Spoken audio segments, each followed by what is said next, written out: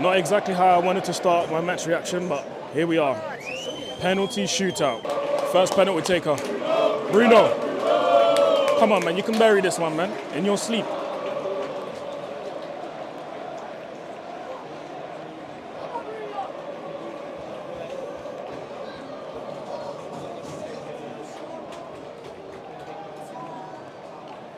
Come on, man. This is light work for you.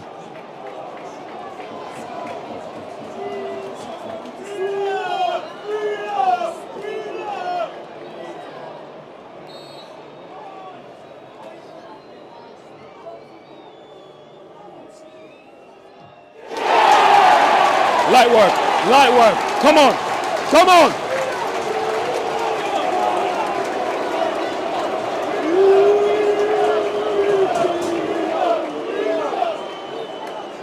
Jimenez.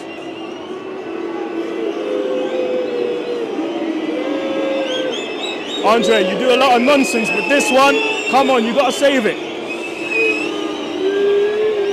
Come on, Andre. Come on.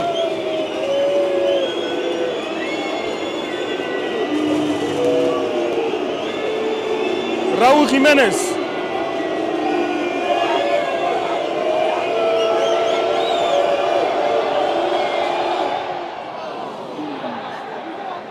Scores.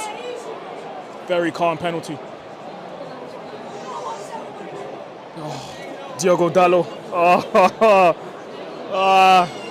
Oh my God, you can hear people mumbling.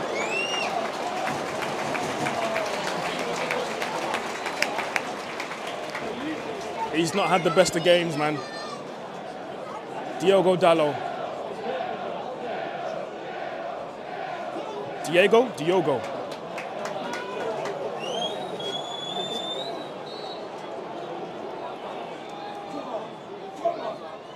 Diogo Dalot.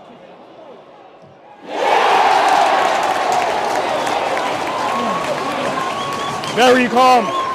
Very, very calm. Sanderberg.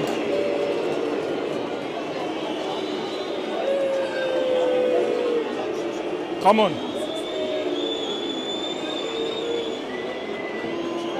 Andre, you gotta save one. That's all you gotta do. You gotta save one and that's it. Come on. Sanderberg.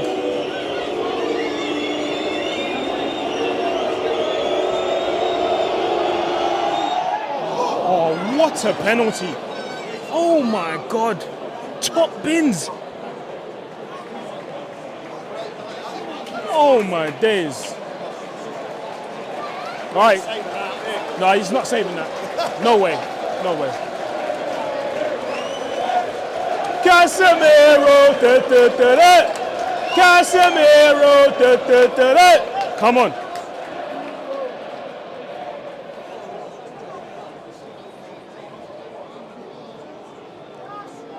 Come on, Casemiro. This is light work for you, man.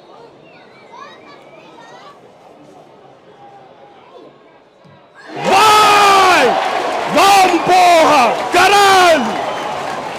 Come on!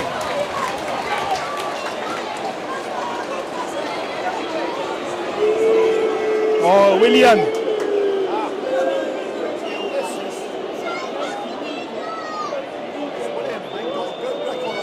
Yeah, he does, yeah.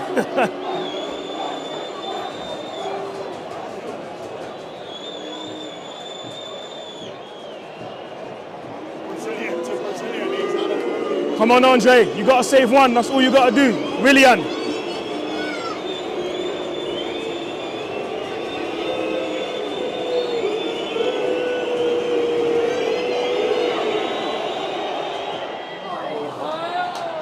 Very, very calm.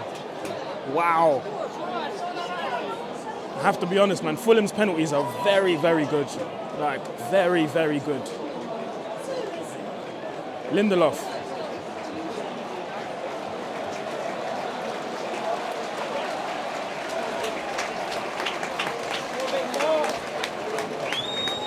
Lindelof.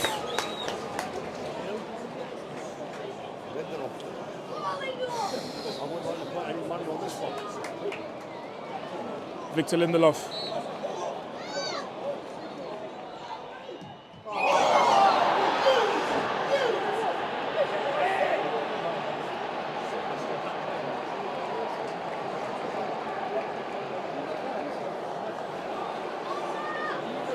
He missed.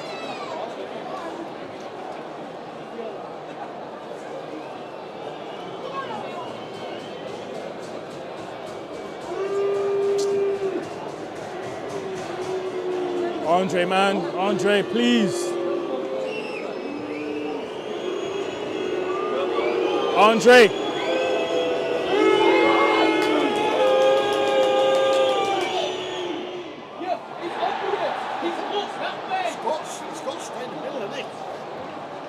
I think he's just choosing. He's just choosing a side. He just chooses a side, and that's it. Yeah, he did it. Xerxes, man.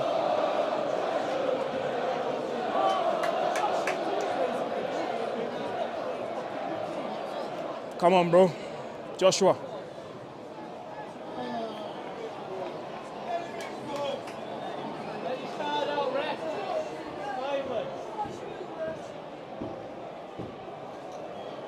If he misses this one, it's done. Xerxes.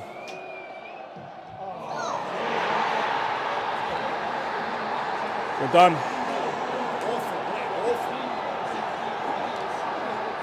Out of the FA Cup. I'm back home. Back home, people. I don't need to know. I don't need to do this whole intro thing. Yeah, but you know what to do. If you want to support this channel, like, share, comment, subscribe, all of that stuff. And you're helping the channel massively by doing these things. And yeah, I didn't plan to record what I recorded, but I thought, you know what? Yeah, I didn't expect the game to go all the way to penalties. I'm not going to lie. Manchester United are out of the FA Cup.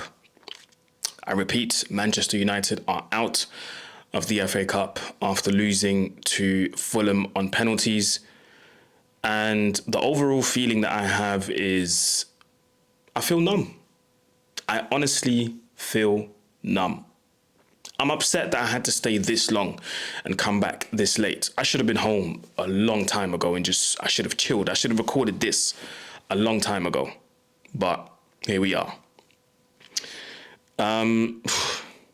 Like I said, the overall feeling that I've got is I feel numb because we are out of another competition, cup competition that is, and we've got one left, the Europa League, and that could be a direct ticket to the Champions League. But part of me want to win this, but part of me don't want to win this because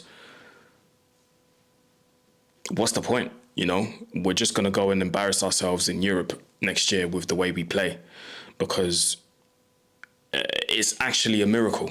It's actually a miracle to have seen that we lasted for so long. And I was asking myself after the game on my way back, I was like, was it because Fulham couldn't, take their chances and couldn't finish their dinner? Or was it because Man United was so bad? And today I'm going to put it down to basics, really. And this is all over the team, At certain points during the game, I was asking myself, am I watching professional footballers or am I watching 17, 18-year-olds? Because they couldn't pass the ball to each other to save their lives. They couldn't do that to save their lives. And I'm seeing misplaced pass after misplaced pass after misplaced pass. And I'm asking myself, you man train every single day for 2 hours. Sometimes you have double sessions. And then you come to Old Trafford on the weekend and this is what you're serving to the people that paid their hard-earned money. The ticket prices, which have been raised, by the way. People still pay and come to watch you guys pass the ball to the opposition, literally. And this is everyone. It's Bruno, Xerxes, Garnacho, Højlund, everybody that played today, Casemiro. Everyone misplaced at least one pass today. I think everyone at least misplace at least one, and that's not normal. We shouldn't normalize that, by the way. We shouldn't normalize these things. These are professional footballers. There should be a clear difference between what we watch in the youth teams, for example, and what we see from professionals. But nowadays, man, when it comes to Man United, I feel like we see the same stuff that we see in the youth teams. You know, just a bunch of inexperienced, or is it unexperienced? Inexperienced? You get my point. A bunch of people with no experience. That's what it looks like, because how can you misplace so many passes? I just don't understand. You know, it's like we're allergic to the ball, but you guys know my stance on this team, bro. There's barely any quality, you know. There's barely any quality. For large parts of the first half, I thought it was flat. And, you know, from where I was sitting, it was actually very interesting to have the tactical view and to kind of see how the players move. And I won't lie, in terms of quality, it was poor. In terms of entertainment value, it was very poor. You know, there were a lot of points in the game where I felt like the fans, we were telling the team what to do, you know? And usually, you guys know me, I'm somebody who's very calm. I'm somebody who's very composed. But there were times during the game where, for example, Onana, me and countless other people around me, I was sat in the Stretford end, screaming and shouting, like, just go long. And I'm somebody, I don't mind the whole, you know, playing it short and then playing up from the back. But, bro, Onana was taking the mick, bro. And he was doing, bro, the way he was moving, it was like he had all the time in the world. He was taking his time. And it felt like us fans were trying to tell the team what to do. Now, don't get me wrong. I'm sure they've got instructions. They've got things that they need to follow, etc., etc., etc. But there was no sense of urgency. Like, even at 1-0 down or at 1-1 when we equalised, there was no sense of urgency and no sense of, all right, let's try and win this game now. It was, everybody was taking their time. There was no movement. It was very static. And again, it comes down to the quality and the IQ of the players. Speaking of IQ, speaking of quality, I do think there was one player that stood out to me today, and that was Joshua Zirkzee. Joshua Zirkzee, man, listen. Joshua Zirkzee, you can hold your head up high, because you were one of the few players that not just stood out technically, but he gave it his all, man. There were times during the game where, and obviously on TV, you can't really see that because, you know, the camera follows the ball. But there were many times during the game where I looked at Zirkzee and he was just, you know, he was taking a breather because he was that knackered. I'm actually surprised he took a penalty as well, because he played for 120 minutes, bro. 120 minutes, and he took the penalty. Listen, him missing the penalty is not the end of the world. Like, everybody misses penalties, innit? Like, it happens. Do you know what I mean? It's not the end of the world. It's not because Zirkzee missed a penalty that we didn't lose because Zirkzee missed a penalty. We lost because we were poor across 90 minutes. We were really poor across 90 minutes. And it's not the first time that we're seeing this.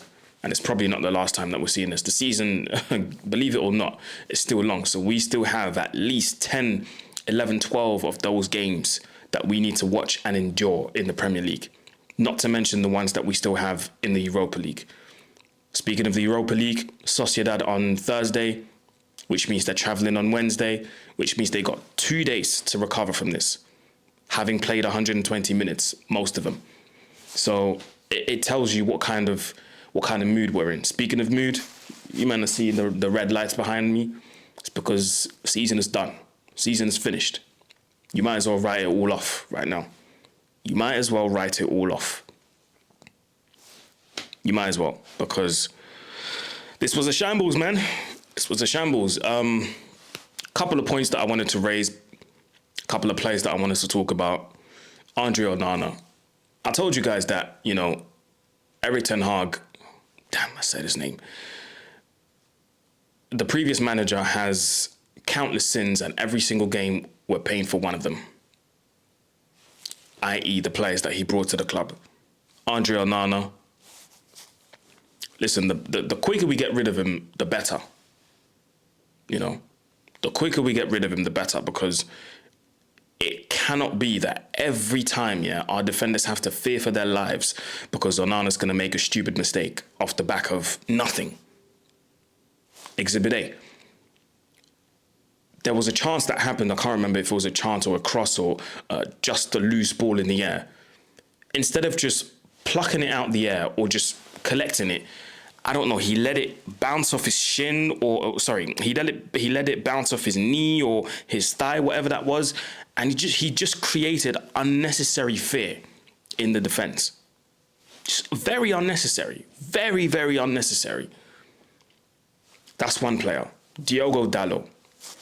Now listen, I don't care how many times Ronaldo comes out and says, this guy works hard, he reminds me of myself, but I don't care how many times Ronaldo comes out and says this, bro. He ain't it. Diogo Dalot ain't it. Whether it's left wing back, whether it's right wing back, I don't know how many more games we have to see him at left wing back, by the way. Dorgu, please come back as quick as you can. It doesn't matter, bro. Yes, he got the assist, but the quality is just not good enough. This fall-off has to be talked about, by the way. This fall-off from Diogo Dalot is crazy. Absolutely crazy. That's two players. Rasmus Højlund. I keep telling people, and I think fans are starting to, I mean, it should have been a long time ago, but at Old Trafford, from what I saw and from what I heard, people are fed up. People are fed up with Højlund. I think I've been fed up with Højlund for a long time. But, bro, I'm not going to lie to you. I absolutely lost it when he tried that back heel in the first half. Oh, my word. Yo. And the crowd did as well, by the way. They absolutely lost it, bro. Because you're already not doing the basics, right? You're already poor. Like, what is it? 0 goals in 17, 18 games? You already have that tag on you. And you're trying back heels in the game. Oh, bro, the fans, they absolutely went in on him. And I can't blame them. I can't blame them, bro. That's 3 players. Who else am I going to talk about? Alejandro Garnacho. Usually I don't come out and call players' names. But Alejandro Garnacho has to be the most selfish player I've ever seen at Man United, bro. And I've watched a lot of football in my life and I've seen selfish players, yeah. But Alejandro Garnacho is the most selfish brother I've seen in a long time, bruv. And when I say selfish brother, I mean selfish brother. The guy he only thought about himself. He was only thinking about himself. He was thinking about the glory he was going to get when he, in his mind, he was going to cut in and shoot and put it top bins. He was only thinking about himself. And I'll give you another example, another proof. I was sat in the Stretford end, but I was sat high up, yeah? So behind me, there were the executive boxes. So there was an African family behind me, yeah? Because obviously I could hear them talking Nigerian dialects and whatnot. So in my mind, I was like, oh, could this be Cheeto's family? But I was like, nah, maybe I'm just overdoing it. But then in between full time and the start of extra time, Cheeto's dad came over to me, bro. Because, every time there was a chance in between the penalties and in between extra time and the penalties, Cheeto's dad came over to me, bro. Because during the game, when they had the chances and whatnot, and, people didn't pass to Cheeto and stuff, or people missed, like, we would give it and then I'd look over and then we'd lock eyes and be like, it was this close, it was this, do you know what I mean? Especially that Cheeto chance. And I'll talk about Cheeto in a second. But yeah, he came over to me and we talked, man, and he was like, he shook my hand and he was like, they just don't know him yet. They need to get used to him because he's a dangerous kid. I said, sir, you're absolutely right. Absolutely right. So yeah, we talked a bit about Cheeto and stuff. I'm not gonna, get into the details of it, but seems like a very cool guy, man. And you can tell Cheeto comes from a good family. He comes from a good family, bro. So big up Cheeto each and every time. His cameo, I loved it. Now listen, you can talk about the technique, you can talk about the pace, you can talk about the physicality aspect of the game. I liked Cheeto's cameo, and I'll tell you why. He's already better than Højlund at one thing. Smelling where to be at the right time. You know, as a centre forward, yeah, you have to be able to smell where the ball's going to be. Do you know why I rate Thomas Müller so highly? It's because the guy's got no pace, no physicality, no tech, but the guy can smell where the goal's going to be. How do you think he scores so many goals? He knows where to be at the right time. And that in itself, as a centre forward, is a skill. And Cheeto, bro, he has that. Bro, if he would have scored that chance, yeah, and if he didn't force Leno to make that random one-handed save, yeah, and that ball was going to go in, the whole place would have erupted, bro. That's what a centre forward does. You have to be able to be at the right place at the right time. And Cheeto already has that. Højlund is 22 and he still doesn't have that. Basic body coordination. Cheeto got it. Højlund doesn't. Hold up play. Cheeto has it. Højlund doesn't. Like, really and truly, it's embarrassing for Højlund, bro. And I don't know why it always takes so long for Amorim to take him off. He could have taken him off at half time, if you ask me. I would have given Cheeto even more time to try and, solidify himself slowly but surely into the game. I know he was nervous and, things like that. You're nervous, home debut, all of that stuff. Of course he's going to be nervous. Of course there'll be a few more hesitations as to what he can and can't do. Do you know what I mean? Because you don't want to overdo it either. You want to do the simple things well, which he did. Some of the combinations that I watched between him and Xerxes, and he was involved, man, and he played really well. I thought that cameo was really good. So big up Cheeto, man. I want to see more of that. Bro, take a chance. That's what I would tell Amorim. Take a chance. Play him. You lose nothing. Because you're playing Højlund every single game and you're getting nothing in return. So rather than playing somebody where you know what you're going to get, which is nothing, between that and playing Cheeto where it's kind of an unknown and he's unknown to defenders. So they wouldn't know how to defend on him. And credit to him again, because he came on and he gave Bassi and Anderson something to think about. He was a nuisance. He got stuck in there. Do you know what I mean? This is what you want from a centre forward. Now, don't get me wrong. It's not like he terrorized them, but he gave them something to think about. And that's what I rate about Cheeto. And that's why I said I liked his cameo. So, Alejandro Garnacho, most selfish footballer I have seen in a very long time. There was a point where he had three options. He had somebody on his left, and I believe it was Dalot overlapping. He had Cheeto up front, so he could have just, played him in. And then he had somebody on the right, and I can't quite remember who it was. Guess what he did? He chose to cut in, and that was a dead pea roller, bro. This is Alejandro Garnacho in the nutshell. Second half of extra time, same thing. And this is where United were playing towards us, the Stretford end. Bro, there's people in the box. You've got height and you've got bodies in the box. Cheeto, Xerxes, Casemiro was on at that point as well. Just put it in the mixer, bro. Nah. Step over, cut in, shoot. The glory has to come back to me. I don't understand where this hype about Garnacho comes from, because he's not rated like that in Argentina. I don't know any Argentinians personally, but if there are any Argentinians watching me, please tell me in the comments if Alejandro Garnacho is rated like that in Argentina, the same way people think he's world class here in England. Because I think that's what people like about him the most. It's the fact that he gets busy, and that's about it. He gets busy, he looks busy. And unfortunately, that's what people like in this country. And that's all it takes in this country for someone to be liked. But yeah, listen, it's the end of the FA Cup, man. Not that it's the end of the world, but listen, there's no time to be dwelling on this for too long. Excuse me, the penalty shootout, by that time, listen, anything can happen in it. So, I was expecting both outcomes, us losing and us winning. So, yeah, even though we got good penalty takers, to be fair, Fulham had really good penalties, man, I have to say. They had some brilliant pens, bro. And they deserve to win. They deserve to go through, man, to the next round, because even across 90 minutes, they were the better team. They played better. They had the better chances. They had more possession. Their possession was more meaningful. And they deserve it, man. They deserve it. So big up, man. Big up. There's some players in there that I really enjoyed. I really enjoyed their performances. Bassi, I thought, was really, really strong. Smith Rowe, when he came on, looked really, really good, man. Jeez.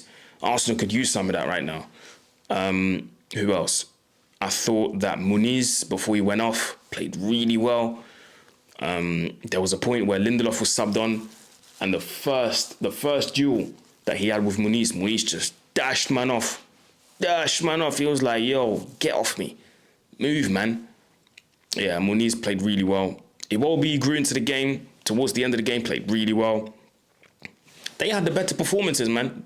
I could name you 4 or 5 players in that Fulham team that played better than us. So, listen, can't be sat here and be too upset. I'm not fuming, do you know what I mean? Because like I said, I'm just numb to everything now. So, and if I'm really honest, I don't want to win the Europa League, because I want us to have 1 game a week next season and just focus on that. And then if we qualify through playing well with 1 game a week, did I say 1 game a season? No. I want 1 game a week next season. Yeah, that's what I'm trying to say. And if we qualify through that, if we qualify, through playing 1 game a week for Europe, then we can talk. But as it stands now, I do not want to win the Europa League, because I don't think we deserve it, not playing like this. Obviously, things happen in football. You can scam yourself to titles and whatnot and trophies, cool. But nah, not like this. But anyway, let me know what you think in the comment section, people. Let me know what you think about the penalty shootout that I added at the start of the video. Let me know. But yeah, anyway, like, share, comment, subscribe. It's road to 15K. Big up everyone following me on TikTok as well. Just hit 45K on there. So let's get the numbers up for the YouTube. So yeah. Amarim, listen, he's doing what he can in it, honestly, and people are still gonna try and ask him to change his system. But when you got people like Garnacho and Højlund up front, just one not doing anything, and then the other just missing open chances, like game after game after, it's getting tiring, innit? Like, it's getting tiring, and this is the guy people were begging United not to sell. Yeah, this is the result. But anyway, I'm hungry, man, so I'm going to go and edit this vid and then put it out for you lot. Like, share, comment, subscribe, and I'm out. Peace.